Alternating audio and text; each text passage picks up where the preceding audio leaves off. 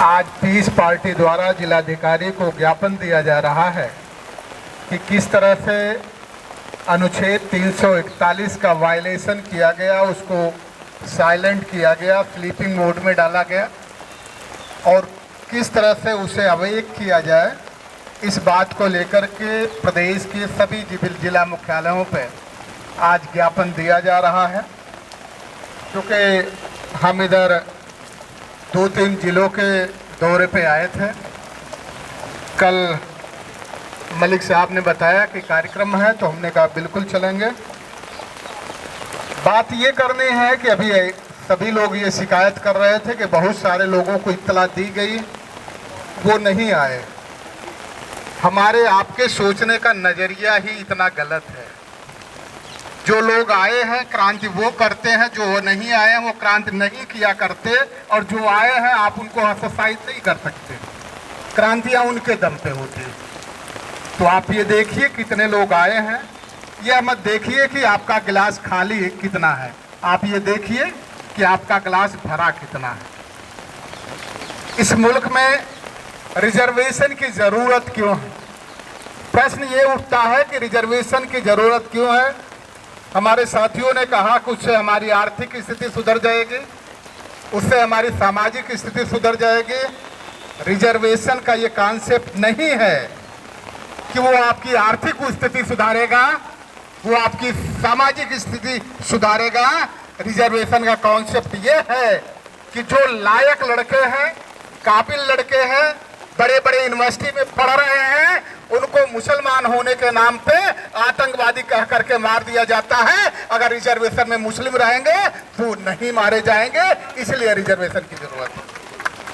Reservation की जरूरत इसलिए नहीं है कि हम पेट भरेंगे। ये सच है कि मुसलमान का कोई भी ऐसा व्यक्ति नहीं जो भूखे मर रहा हो। छोटे मोटे काम कर लेता है, पेट की भूख मिटा लेता है, लेकिन जो मुल्क की हिफाजत के लिए हमेशा लड़ा है, चाहे वो 1857 की क्रांति हो, बहादुर शाह जफर ने जो बिगुल बजाया था, चाहे वो क्रांति का मसला हो, और आज जिस तरह से भारत माता की जय पे इतने विवाद खड़ा किए जाते हैं।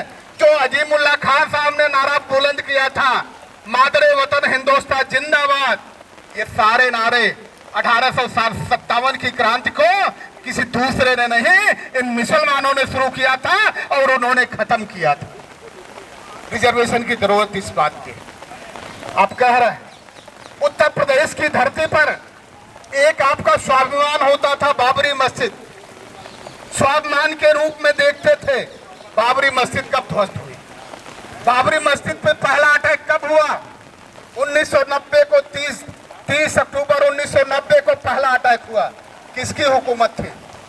आपसे जरूर ये सवाल करना चाहेंगे, देश को भी ये सवाल करना चाहिए कि जब 15 अक्टूबर से लेकर के 29 अक्टूबर की मध्यरात्रि तक उत्तर प्रदेश की धरती को और खास तौर से फैजाबाद को इतना फील किया गया था, और कुशीनगर का जो हाईवे था, हाईवे पे तो बकायदा सीमेंटेड ब्लॉकेज कर दिए गए थे, सीमेंटेड बाउंड्री बना दी गई थी। ऐसा लग रहा था जैसे लाल कृष्ण आडवाणी कोई रथ यात्रा लेकर के नहीं आ रहा है, या तो बुलडोजर लेके आ रहा है, या मशीन गन लेके आ रहा है, या तोप लेकर के आ रहा है।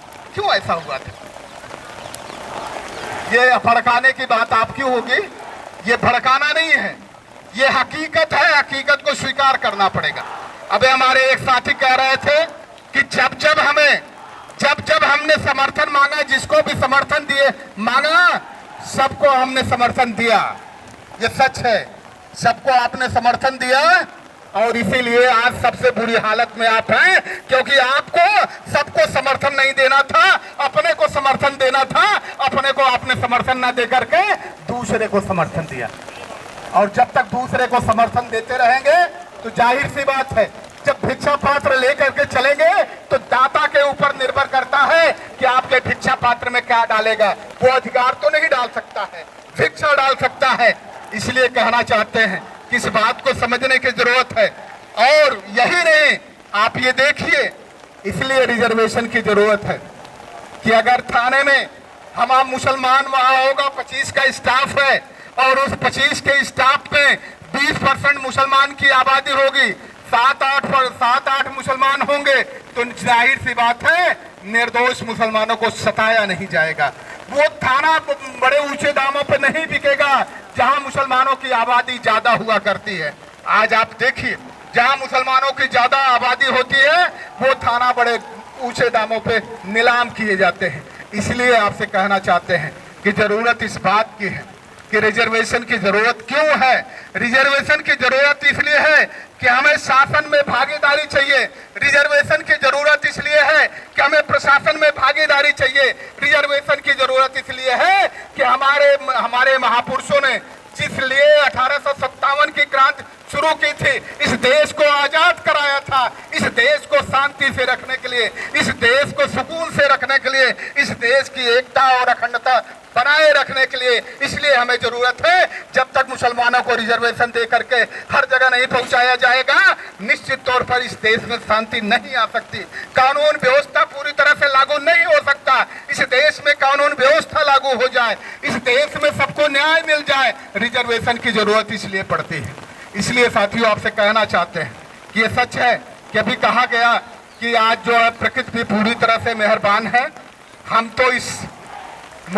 तो इस मिजाज के व्यक्ति थे कि इस बरसाती की भी जरूरत नहीं थी। अगर ये प्रकृति हमारी परीक्षा ले रही थी तो हम लोगों को इसी में भीग करके परीक्षा देनी चाहिए थी और ये कहना चाहिए था कि रिजर्वेशन की जो मांग करने के लिए हम आए हैं, सिर्फ पानी ही नहीं रोक सकता, पत्थर ही नहीं रोक सकता, हमारे मुखालिफ ही नहीं रोक सकते। हमारा जो मंजिल है, हमारा जो कारवां हमने तय किया है पहुंचने के लिए, उस कारवां पे पहुंच करके ही हम दम लेंगे। साथियों, राहत इंदौरी साहब ने बड़ी खूबसूरत सी एक लाइन लिखी, कौन जालिम है यहाँ जुल्म हुआ है किस पर। कौन जालिम है यहाँ जुल्म हुआ है किस पर, क्या खबर आएगी अखबार को तय करना है। अपने घर में क्या खाएं पकाएं क्या हम, ये भी हमको नहीं सरकार को तय करना है। इसलिए रिजर्वेशन हमें चाहिए कि हमारे घर में क्या पकेगा और क्या हम खाएंगे, ये सरकार को नहीं हमें तय करने का अख्तियार है और ये अधिकार हमारा होना चाहिए। रिजर्वेशन की जरूरत इसलिए है, रिजर्वेशन की मांग हम इसलिए नहीं कर रहे हैं कि हमारी रोजी रोटी चलेगी।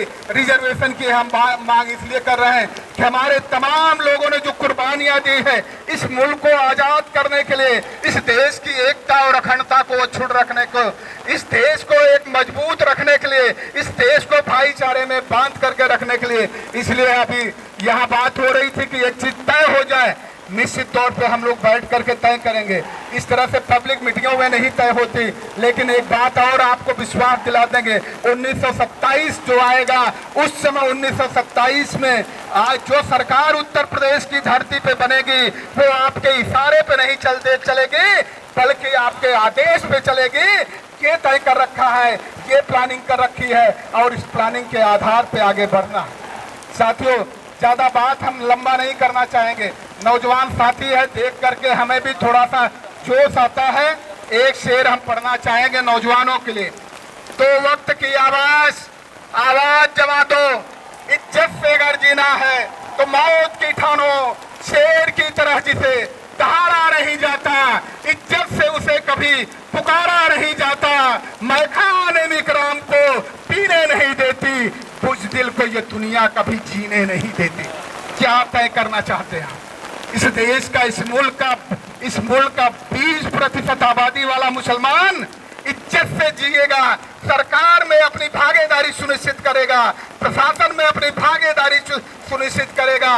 और अभी ये बात हो रही थी कि सुप्रीम कोर्ट जब निर्णय देता है तो कानून के आधार पे देता है। हम भी आपसे पूछना चाहते हैं, हम तो सुप्रीम कोर्ट से चाहते हैं कि मेरे खिलाफ मानहानि का मुकदमा करिए, कंटेम्प्ट ऑफ कोर्ट करिए, लेकिन हम जरूर पूछना चाहेंगे कि सुप्रीम कोर्ट ये बताए कि 1041 पेज का जब आदेश लिखा गया बाबरी मस्जिद और राम जन्मभूमि पे, एक भी अल्फाज वहां नहीं लिखा गया है कि यहाँ राम मंदिर होने के प्रमाण पाए जाते हैं। और बार बार ये कहा गया है यो प्रमाण पाए जाते हैं, एक बार भी नहीं लिखा गया है। सिर्फ ये लिखा गया है कि ये निर्णय सिर्फ इस आधार पे दिया जा रहा है क्योंकि मैं आस्था का सम्मान करना चाहता हूँ। तुम सुप्रीम कोर्ट में बैठे हो, आस्था का सम्मान करने के लिए नहीं बैठे हो, न्याय करने के लिए बैठे हो, संविधान के आधार पे न्याय करने के लिए बैठे हो और तुम आस्था की कद्र करते हो। इसलिए हम आपसे करना चाहेंगे कि साथियों ऐसा नहीं चलेगा। सुप्रीम कोर्ट का हमने तो पूरी तरह से तय कर रखा है। सुप्रीम कोर्ट में जो जज बैठे हैं, हम आपसे पूछना चाहते हैं, हम सब्जेक्ट पे ही है, सब्जेक्ट भी वो तय करता है। 341 भी ये तय करता है, 341 भी ये तय करता है। जब सुप्रीम कोर्ट के हर जजमेंट को आप मानने के लिए बाध्य हैं, तो सुप्रीम कोर्ट के यहाँ तो आपका पिटीशन पड़ा हुआ है, क्यों नहीं निर्णय दे रहा है? क्यों नहीं निर्णय दे रहा है? तेजी बालकृष्ण के बाद तमाम सभा आपने कमीशन खड़े कर दिए हैं। मैं पूछना चाहता हूँ, सुप्रीम कोर्ट तो स्वतः निर्णय दे सकता है, जब हर मुद्दे का स्वतः संज्ञान ले सकता है तो स्वतः निर्णय देने में उसे क्या आपत्ति है? इसलिए सवाल तो होता है, प्रश्न तो उठता है। इसलिए हम ज्यादा बात नहीं करेंगे, हम ज्यादा लंबी बात नहीं करना चाहेंगे, लेकिन ये जरूर कहना चाहेंगे कि संविधान के जो भी आर्टिकल्स है, उस आर्टिकल्स का इम्प्लीमेंटेशन किया जाए और ईमानदारी से इम्प्लीमेंटेशन किया जाए। इसलिए एक शेर और पढ़ेंगे और आपसे विदा लेना चाहेंगे कि झोपड़ी कतरे शबनम को तरस जाती है, झोपड़ी कतरे शबनम को तरस जाती है, जो घटा उठती है महलों पे बरस जाती है। लेकिन दो लाइन चेतावनी देना चाहेंगे आपके जज्बात को देख करके, आपके होश को देख करके, आपके जोश को देख करके। झोपड़ी कतरे शबनम को तरस जाती है, जो घटा उठती है महलों पे बरस जाती है। आंधियां मगरूर दरख्तों को पटक जाती है, बचती है वही साख जो खुद ही लचक जाती है। या तो ये सरकार आर्टिकल 341 के सब सेक्शन 3 को इम्प्लीमेंट करेगी और नहीं इम्प्लीमेंट करेगी तो ये पावर हम लोग इख्तियार करेंगे।